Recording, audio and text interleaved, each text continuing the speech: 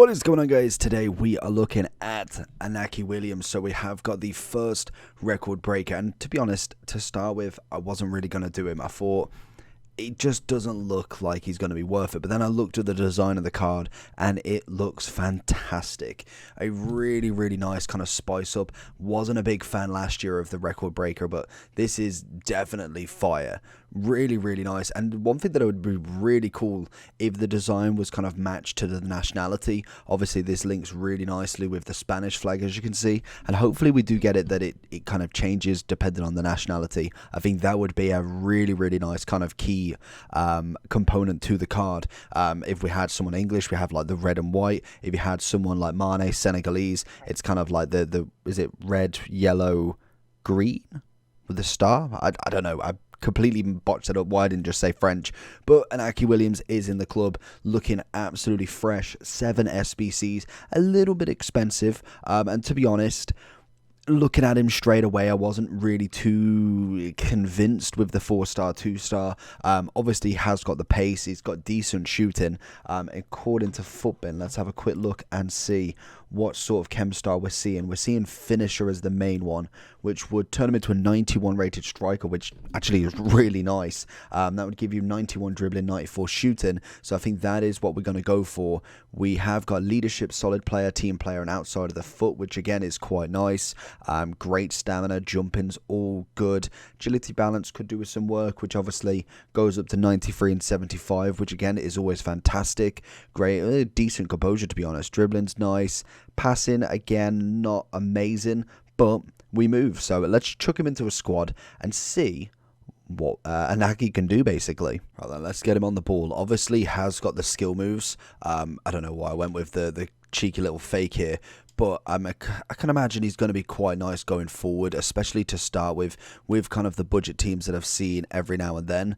Going to find Ferran Torres nearly in, but I think the one thing that's really going to kind of mess with this card is that 2-star weak foot. We've seen many cards that really look like they should be something special, just completely obliterated because of obviously the skill move, the weak foot. Inaki wants it. He's going to push past him. He's going to have that pace. Going to pull it back, try to go for the left foot there. Again, probably not the greatest option, so I'm always going to have to kind of go left and cut in that way because, like I say, cutting in onto his weak foot is probably not going to be the option. What really put me off this card is... Oh, referee, that's got to be. What really put me off this card from doing it this time round was literally the fact that last year he just really couldn't do anything. Oh, he's dived way too early. He would have had that as well. Manages to get his first goal. It's only a penalty, but he did technically win it himself. So far, so good. I think the one thing that really kind of gets me with this is that still that card design. Such a good design in comparison to last year. Like, I didn't mind it last year, but I felt like the mesh of colours just didn't really translate amazingly. Whereas this year, it definitely looks a lot fresher. Very nice. Very nice. Going to go for that weak foot, and that's a cracking little save. Saul's unable to capitalise. Do again go onto his left foot, and like I say, that's where kind of like the Ben Yeddas of the game really kind of hit the nail on the head. There he is. Gets him on side. Flicks it to his right. It's beautiful. Once he's on his right, he's got all the time in the world. He's got very, very good shooting. Obviously, with the finisher, it goes to 99. You can't argue. As soon as you put it on his left, it doesn't know what to do with it anymore. Into him here. He's going to get the 1-2. Obviously, he's got that pace. I'm expecting him to be able to do it. He's got plenty of room for his little chip pass, and it is a cracking goal into Orgerball. First goal for him as well. Lovely little red pick this weekend, and Inaki's finding himself his first assist and obviously his first goal in the club. He is going to go down the wing with a pace. He's going to allow for another man to kind of come across with him. Going to nick it in there. That's a beautiful ball into Saul. And again, 2 assists. You love to see it. Inaki being clinical in them points. You potentially could go with maybe going for kind of like a winger with him, to be fair to him. He's really putting in a shift, as we can see from the map here. Kind of more focusing on the left side of stuff. Just passing it in. This is where I need a burst of pace from him. Going to try and find that ball. Oh, does he find it into him? And he just finished it. He's offside, but what an absolute cracking finish that was. It's absolutely superb half volley. There he is. He's got to have that pace. Fredericks chasing. Lovely. Oh, we absolutely bottle that chance. Into him here. Little turn. Goes for the finesse. And Pickford with a top draw save to stop that one. It's got to be the chance. Finds in Ferran, who's going to wait for this guy to come across. Little chip in. Get the chest. Oh, good defending. Lovely. Keeps it. Looking for Sancho through. Should have maybe gone over the top with that one instead, and he might have been able to get it through. I do find the link play that we've got with, obviously, Inaki is doing quite well, so it's interesting to see what he can actually produce himself in terms of assists. He's got the strength as well to do it. Chips the keeper from far, and he manages to get the rebound by C. You love to see it from him. Kind of just judging what he can actually do. Very, very strong on the ball, it seems. He's got good kind of on-the-ball physicality, as well as, obviously, the speed is noticeably very, very prominent in his card, which is always nice. When we've got the likes of kind of Gomez really kind of falling to him. Obviously, there he manages to make the challenge, but it is technically a little bit of a poor run. But we do find that he is very, very quick on that run. And with obviously the new or improved AI runs for attacking, showing a kind of like a little bit more, I don't know, it's hard to say what it is, but a little bit more intelligence in the runs, where you can really see that they're actually making a decent run, not just running for the sake of it. He really can put in that shift to kind of go forward. We see him there always making that same run a lot of the time, which is always a good run because you know that you can go straight off the attack from it. Sancho's going to try a little peach from outside though. There it is. Sterling's going to find it. Looking for Sterling. We'll fake the Sterling run into Sterling. Oh, we're just turning far too quickly for that move. Let's see what the heading's like. Big ball cross in. It's going way over for Sterling there instead. Into Inaki. He's going to see in a bit of Sancho. Not the greatest of passes this time round. Unfortunately, after just giving him so many praises, he makes the next one a little bit woeful. Oh, lovely turn. That's just average running, to be honest. We've just completely ran into him. Oh, here he is. Here he is.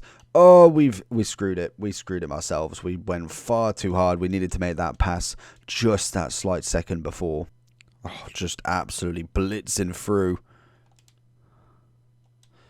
Kane. Beautiful. Absolutely beautiful. Literally, the defense was caught. And this is why when you do start second half or first half, always bring an offside trap up, because it just kind of makes the defenders work a little bit. And then that is when it's kind of set. We saw that they kind of fell asleep and he just bombed into that space. And when you've got somebody who's that quick, defenders can't catch them as well as they used to. Find it in a bit of Sterling. Oh, he's caught it. We should have went on the inside, and we may have actually caught him on the speed there. Little ball in. Goes for the extra flick. And Pickford's going to catch that one. A lovely little ball in there from Sterling. Unfortunately, not able to capitalise on the volley. Going to find in again, Sterling. Just good at laying off them passes. Sterling's going to make the run. Finds it back to him. Finds the finesse, and Pickford with a great save again. Little dink in. It's going to have the left foot, but Reece James done an absolute madness with the block there. We have got it straight back. He's found in Sterling on a lovely little ball. Little ball roll into Inaki. Oh, and he just finished it off so coolly in the 80th. That is absolutely stunning. Oh, is he on? Oh, it's a lovely turn. Get it? Oh, Sterling with the back touch. Find it into him. The problem is, again, like I always say, you've got to go onto that strong foot, and that's going to be the biggest issue you'll find with him. So going into the overall for Inaki then. So we'll start off with obviously the SBCs, as there is 7 of them. So if we flip, no, that's the wrong one. I've lost it. No, that's completely wrong. Let's start that again. So if we go to the SBC and we flip the cards, there we go. So we've got obviously a gold rare, 81, 82, 83, 84 with an inform, and an 85 with an inform. So straight away you're thinking, what informs are we going to use? Obviously, due to the no loss glitch, loads of people got the Team of the Week pack due to the fact that everybody could get there, basically. Obviously, it wasn't very hard to do. There is whatever investigation, but what it basically meant is that it's not even people that weren't meant to get one pack. There was people that would only get one pack are now getting two because they went 16-0 or something like that. So it means that there's a lot more informs from this Team of the Week in packs. As we can see, there's a lot of 87s at a 17k. Obviously, Bastoni is only 13. We saw Theo Hernandez drop loads. So it means we can obviously utilize that. We can go get a Bastoni for that 85 rated SBC for 13,000 coins. Absolutely marvelous. Or you could spend an extra 4 or 5k to go get an 86, and then it is one step ahead of the SBC. But I think in general, these are relatively throwaway SBCs, other than maybe the 85, 84. I think an 83, 2 and 1 you should have in your club without even blinking, to be honest. I had a lot of kind of fodder just chilling on the transfer list, so we've managed to just utilize a little bit more of that, ready for then any other upgrades, because that is where I'm storing a lot of my gold rare dupes at the moment. But very easy SBCs to do. There is quite a lot, so I think EA are starting to kind of keep going with the kind of more squads, but maybe not as kind of many high-rated requirements. So it's like using the gold SBC, the gold 11 rare SBC. It's not like a very challenging one, but it's always for a reason. It's always taking cards off the market or off the game as such to then go back into packs to be utilized again. With him being 130, would I say he's worth it? I'd say if you've got personally the fodder to do him. Like I say, last year he really struggled for me. He just couldn't score. At least this guy, I feel like in this year he actually does better. We whacked the finisher on him, as obviously it recommended down here. I think that is the best chem style you can go with. We've already got relatively decent physicality. The dribbling is nice. I think the agility balance really helps. He also gets the 99 dribbling. Passing wise would be nice to get up, but I think if I went with say a Deadeye instead, I just think kind of exposing this is just a little bit silly when you want him as obviously a striker. So I would recommend the finisher. Obviously his finishing goes up, and he has a massive upgrade to a 91 overall striker. If you round up from an 84, that's pretty good. A +7 in fact on the overall is pretty fantastic. The only thing that this card needs is a better weak foot. I think everything else, if this card was a 4-4, even I think a 4-4 would really suit it. A 4-4 and this card is actually really nice. The fact that he's still only got the 2-star weak foot is going to be such a hindrance when going to a top level, just because people are going to know his foot and you're going to have to go that way. You are not going in FUT Champs finals to go with his left foot. I just guarantee it. He can't do anything on it. He is strictly a right-footed player and he does wonders with it. His pace is fantastic. His strength on the ball is brilliant. His agility, even getting round players, is quite nice. But that 2-star weak foot will be the one thing that really let this card down.